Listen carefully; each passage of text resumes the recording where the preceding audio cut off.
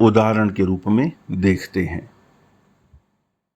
अब ये कुंडली है एम करुणानिधि। ये द्रविड़ मुनित्र कज़गम पार्टी, जो कि तमिलनाडु की एक राजनीतिक पार्टी है, उसके मुखिया रहे हैं एक लंबे समय तक, और लगभग 18 वर्ष से अधिक समय इन्होंने तमिलनाडु के मुख्यमंत्री पद पर कार्य किया। 6,863 दिन ये तमिलनाडु के मुख्यमंत्री रहे। तो यहाँ पर भी हम ये देखने का प्रयास करते हैं कि 10वें और 7वें भाव में संबंध बनता है और किस प्रकार बनता है। तो 7वें का स्वामी शनि है और 10वें का स्वामी मंगल है। तो यहाँ पर हम कुंडली में देख रहे हैं कि 7वें भाव का स्वामी शनि 4थे भाव में बैठ गया है और वहाँ से 7वीं दृष्टि से 10वें भाव को देख रहा है। तो 7वें और 10वें भाव में संबंध स्थापित हो गया है।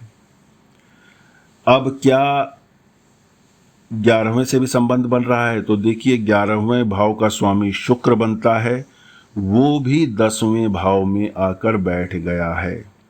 तो 7वें भाव का स्वामी 4थे भाव में बैठकर 10वें भाव को भी देख भी रहा है और 11वें भाव के स्वामी को भी देख रहा है। तो यह संबंध आपस में बन गया।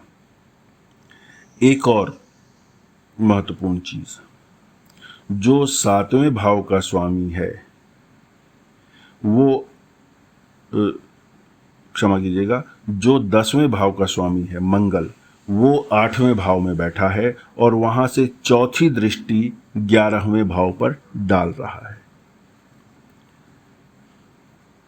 4थी दृष्टि 11वें भाव पर डाल रहा है। तो इस प्रकार 10वें भाव का स्वामी 11वें पर दृष्टि डाल रहा है, 11वें का स्वामी 10वें में आकर बैठ गया है और 7वें का स्वामी 10वें भाव को देख रहा है।